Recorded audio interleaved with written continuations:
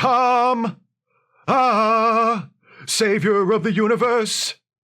This is a review of the Star Trek Voyager episode, Bride of Chaotica. If you have not seen this episode and you don't want to know what 1930s sci-fi adventure serials would have looked like with bigger budgets and better special effects, be warned, spoilers beyond this point. So, the ship is in danger, and the only way to save everyone is to let Tom Paris play his favorite video game.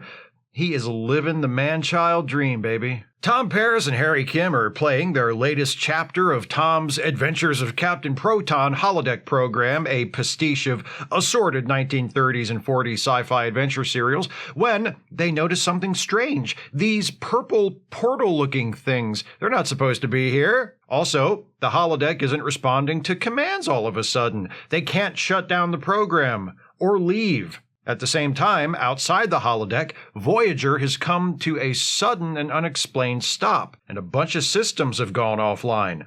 Back in the holodeck, Tom opens a manual access panel and manages to beam himself and Harry out of the holodeck. Tom meets up with Captain Janeway, B'Elanna, and Seven in the astrometrics lab, and they explain the situation. Voyager has entered a region of space where normal space and subspace kinda bleed into one another, creating what B'Elanna calls a subspace sandbar. Basically, the ship is stuck, and a bunch of systems aren't working.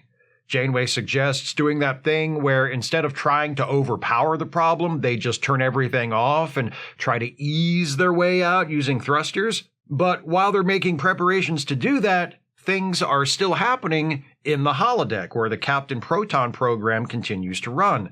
A couple of guys come through those purple portals, and they are immediately confronted by Lonzak, the chief henchman of Captain Proton's arch-nemesis, the evil Dr. Chaotica. Lonzak brings the newcomers before Chaotica, where they explain that they are explorers, seeking to make contact with other forms of photonic life. Chaotica doesn't buy that. He assumes they must be scouts for an army preparing to invade from the fifth dimension. He kills one of the guys, and the other one escapes using some kind of transporter. Voyager's been stuck for a few days now, and Janeway staggers into the mess hall demanding coffee. Neelix tries to tell her about some of the other problems aboard the ship, but Janeway's like, "Coffee!" Neelix replicates her a cup of coffee. She takes a sip, then she's like, "Now you may speak." Neelix informs her that systems are continuing to go offline, that they have lost the use of 2 more replicators. There are only 4 functioning toilets and 3 functioning showers on the entire ship. Janeway's like, "Okay, Neelix, I've got captain shit to handle, so I'm going to leave you in charge of dealing with these problems. All you need to do for me is keep the coffee flowing, because if the day ever comes that I walk in here and there's no coffee, what I did to Tuvix is going to seem like a birthday party at Pizza Hut compared to what I do to you." On the bridge, they try to ease Voyager off of this subspace sandbar, but it doesn't work. Their efforts are foiled by power surges that read to the sensors like weapons fire, only there aren't any other ships nearby. Tuvok zeroes in on the power surges and finds that they're coming from the holodeck. Tuvok and Paris go to investigate.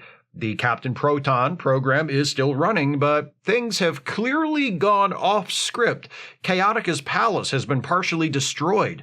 There's wreckage strewn all over the place. Constance Goodhart, Captain Proton's secretary, one of the good guys, is dead. That's not supposed to happen. Paris and Tuvok investigate further. They find Chaotica's damaged robot, who is muttering about invaders from the fifth dimension, and go on to discover that the weapons fire is coming from those purple portals. Someone on the other side is attacking the holodeck for some reason, and Chaotica is fighting back. While checking the sensors aboard Captain Proton's ship, one of the guys from the portal appears.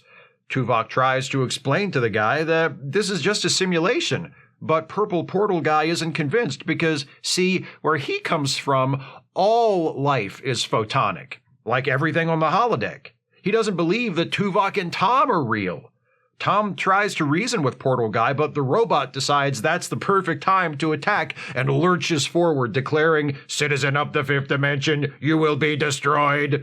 Portal Guy shoots the robot and beams out. I know I'm 25 years too late, but I propose adding the robot as a permanent cast member. So Voyager is being attacked by real photonic aliens who think Chaotica is also real because they come from another dimension where all life is photonic. They won't listen to the Voyager crew because they don't think the Voyager crew is real.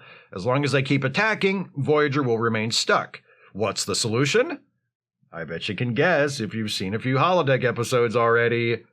Tom tells Janeway, I think we should help the photonic aliens defeat Chaotica. Once he's been defeated, the program will end automatically, and the aliens should leave us alone because the threat to them will have been ended. They decide to send the Doctor into the holodeck to negotiate with the photonic aliens, but there's just one problem. Chaotica's palace is protected by a lightning shield. If that lightning shield is disabled, Tom can destroy Chaotica's death ray using the destructo beam on Captain Proton's rocket ship. In order to disable the lightning shield, they'll need someone inside Chaotica's palace, someone like Queen Arachnia, who, in the story of the program, is Chaotica's love interest, the titular bride of Chaotica. They just need a member of the crew to portray Arachnia. Janeway's like, okay, sure, what giant dork did you have in mind for that job? Why is everyone looking at me? After some coaching from Tom on how to play a character in a cheesy sci-fi show, you know what? I think I can handle it. Janeway gets into costume and enters the program as Queen Arachnia. Things go according to plan at first. Chaotica is super horny for her and eager to do whatever she asks, but when she suggests lowering the lightning shield, he gets suspicious and traps her in a restraining field. Meanwhile, the Doctor appears dressed as the President of Earth and talks with Portal Guy, convincing him that Captain Proton can defeat Chaotica, but only if they lay off on their attacks and give Proton a chance to do his thing. Portal Guy agrees. The Doctor joins Tom and Harry on Proton's rocket ship, and they take off, preparing to attack as soon as Janeway gets the lightning shield down. Janeway uses a bottle of Arachnia's irresistible pheromones to seduce Lonzak into letting her go, then steals his gun and takes out Chaotica's henchmen. She orders Chaotica to turn off the shield, which he does. Janeway shoots him too, then contacts Tom to give him the all-clear to fire the destructo beam. He does. Chaotica's death ray is destroyed. The destructo beam is also channeled into Chaotica himself, and he dies, though not before swearing to return one day to take revenge. The photonic aliens close their portals, and Voyager is able to finally get moving again, and Janeway, Tom, Harry, and the Doctor watch as a monitor in Chaotica's throne room displays the end. And as a matter of fact, it is. So yeah, pretty straightforward. Bride of Chaotica is in many ways a typical formulaic holodeck episode, and yet it works because while it sticks very closely to that formula, it does so with a cheeky irreverence that makes it clear to us that none of this is supposed to be taken seriously. Yes, there's a threat to the ship, but it's obvious from the very beginning that anything that happens outside of the holodeck only happens to create a pretext for the creators of the show to goof around with the Captain Proton stuff. That irreverence allows the episode, which is written by Brian Fuller and Michael Taylor and directed by Alan Croker, to add a few clever twists to that established holodeck episode formula as well. The excuse they invent for the holodeck going haywire this time is creative. I appreciate B'Elanna's subspace sandbar explanation for why Voyager can't go anywhere. It cuts through the technobabble and allows us to understand their predicament. I like the conceit of photonic aliens from another dimension who assume the holodeck characters are the real people and the rest of the crew are the illusions. And I like the way the story plays with some of the conventions of this kind of episode. We still get the standard business with the crew being unable to just shut down the holodeck, only this time the safety protocols are not disabled. That allows Janeway, in character as Arachnia, to simply shrug off a harmless shot from one of Chaotica's ray guns and fire back with a lethal blast from her own. See how much more fun it is to play in God mode? If only Janeway had remembered to enter the no-clipping code as well, she could have gotten out of her restraints without having to get Lonzak all horned up. I schedule these retro reviews months in advance, so I didn't do this on purpose, but it just so happens that this was the perfect week to watch and review Bride of Chaotica. As many of you know, besides my YouTube gig, I also co-host a movie review podcast, Late Seating, with my best friend Jason Harding. Our most recent episode was about Flash Gordon. the 1980 movie starring Sam Jones and Max von Sydow. After watching it over the weekend, I found myself in kind of a Flash Gordon mood, so I went back and watched a bit of the old 1930s Flash Gordon serial starring Buster Crabbe and Charles Middleton. And today, I got to watch this episode of Voyager. Captain Proton contains references to numerous sci-fi adventure serials, but it's mostly a combination of Flash Gordon and Commando Cody. I also detect a bit of Rocky Jones' Space Ranger. Harry Kim's sidekick character, Buster, gives me Winky vibes. I don't know. But technically, Rocky Jones is a 1950s TV show, not a 1930s serial. Same genre, though. Goofy, low-budget sci-fi adventure. And, of course, you know what else belongs in that genre? Star Trek. We Trekkies love to talk about Star Trek's social conscience and progressive politics. Well, some of us, anyway. And those elements are important. Without them, it wouldn't be Star Trek.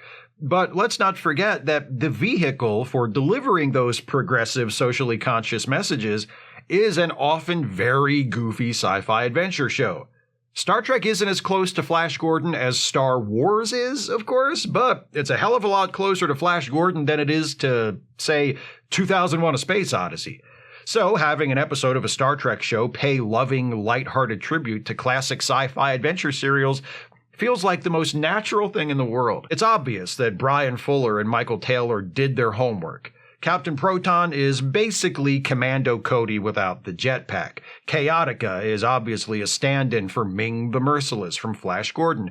Queen Arachnia is a distillation of several similar female villains from classic serials, maybe a little bit of Queen Azura from Flash Gordon's Trip to Mars, with a dash of the Spider Lady from the first Columbia Pictures Superman serial, though spider-based imagery was really common for female villains in those old serials, so I'm not sure who the direct inspiration for Queen Arachnia is, if there even is a single direct inspiration. And the robot, Satan's robot is his proper name, is an almost exact replica of the evil robots seen in several Republic serials, including The Undersea Kingdom and Commando Cody. The episode both pays tribute to those classic serials and makes fun of them. And in doing so, makes fun of Star Trek as well. For example, when Harry notices that the alien planet they've landed on in the Captain Proton program looks exactly like the last alien planet they visited. As someone who both loves Star Trek and loves mocking Star Trek, I approve. The writers aren't the only ones who did their research. The set design and wardrobe departments stepped up as well and got everything right. The only thing that reads as inaccurate about this episode as a pastiche of 1930 serials is that everything looks too good. The Flash Gordon-inspired sets and costumes look amazing in crisp, clear black and white. Watching the episode makes me wish we had versions of the actual Flash Gordon and Commando Cody serials that looked this good. It's a frivolous, light-hearted romp of a show. The cast seems to be having fun. Kate Mulgrew is a delight, both as an overburdened and under-caffeinated Captain Janeway and as the scenery-chewing camp villainous Queen Arachnia. And even the cast members who don't get to join in the fun directly seem to be enjoying themselves. It's not laugh-out-loud funny, but it's cute, it's clever, it's extremely watchable, and seriously, they missed the boat by not making Satan's robot a member of the crew. It's not too late, though. Producers of Strange New Worlds, or that Starfleet Academy series, pay attention. Add Satan's robot to the regular cast, and you've got an instant breakout character. He'll be the Fonzie of Star Trek. Paramount Plus will have so many new subscriptions, the studio won't know what to do with all the money. They might even finally decide to fucking pay the cast of the Kelvin Timeline movies to make another one. Well, I can dream, can't I? Those are my thoughts on Bride of Chaotica. What do you think of this episode? Please share your thoughts with me in the comments. If you'd like to support this channel, and I sure wish you would if you can afford it, you can do so by becoming a patron at patreon.com/Steve Shives, becoming a channel member by clicking the join button, or by making a one-time gift by clicking the thanks button, or via PayPal or Venmo. Links are in the description. Please join me next time as I begin a new batch of retro reviews. There are still lots of Holodeck episodes to review, but I'm going to come back and review some more in another batch. probably next year, just like how last year I reviewed some Borg episodes, but not all of them, and said I'd come back and review more in another batch sometime later. Same deal. Speaking of which, it's sometime later. Next week begins a new batch of Borg episode reviews, and I'm starting off with the only Borg episode of TNG I didn't review the first time around, the two-parter that bridges seasons 6 and 7, Descent. See you then. Thanks for watching, and take care, everybody.